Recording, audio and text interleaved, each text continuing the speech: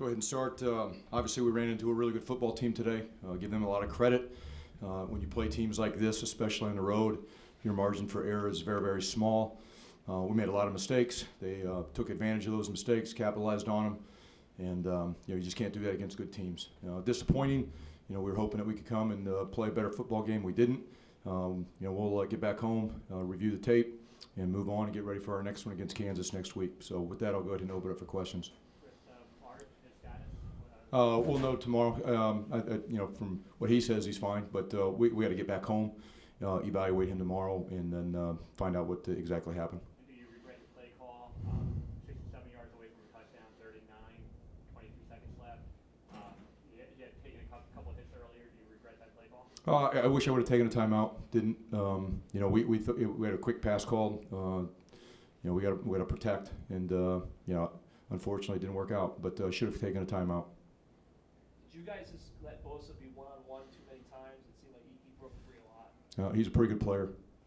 That's what happens. We had ways to try to protect him. He's one of the top players in the country, regardless of the position. And we had a plan to try to protect him. He still is a great player, and he made some plays. And that's what it is. How difficult is it to deal with some of their passing stuff when you're too deep at cornerback and three true freshmen? Well, they're a good team. I don't care if you got freshmen or seniors at cornerback. They're a good football team. You look top to bottom, it's one of the best teams in the country. That's why they're in the top 5 in the country. When you can't generate a pass rush, it's going to be really hard to play good pass defense. And then when you make some mistakes in coverage on top of that, it makes it even worse. And we got to find a way against teams like this. Now, thankfully, we're going to still play a lot of good teams, but this is one of the better teams that we're going to face. It is every year. And when we do that, we got to find a better way to generate some pass rush. And we tried to press, we played off, and none of it worked today. But again, if we can't put pressure on the quarterback, it's going to be hard to play pass defense. Chris, you talked about this being a measuring stick. What did you learn about your team? I love our team. Didn't work out like I'd hoped. We got season goals that we set at the beginning of the season. All those goals are still out there. We need to learn from our mistakes. We need to get better. I need to get better. We need to coach better. We need to play better. And we need to move on next week. We got to go on the road again. And we got to get ready to go play Kansas. Any overall impressions of Sitkowski's defense today? They're fast. They're really good up front. We knew that going in. They've got one of the best defensive lines and one of the deepest defensive lines in the country, not just in this league and not just on our schedule, but in the country. And when you have those type of players, you're going to be pretty good on defense. And that's what they did today. They controlled the line of scrimmage on both sides of the ball.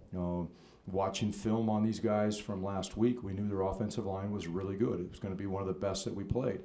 When I look at their offensive line, it's probably one of the best that's been here since 2014. They're young, they're athletic, they can move their feet, they're good in the run game, they're good in the pass game, And that's a tough combination. On the defensive line, they can rush the passer, they can stop the run. They got a lot of guys that'll probably be playing on Sundays in that group. Obviously, the next 5-6 games will probably always going to be the meaty part of the schedule in terms of ball. Is that your message to the team?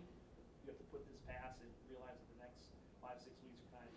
We're not worried about the next 5 or 6 weeks. We're worried about the next one, and that's it. And first and foremost, we have to learn from the mistakes that were made today. There's a combination of things today. There's the first part of it, that's a really good football team with good players that made some really good plays.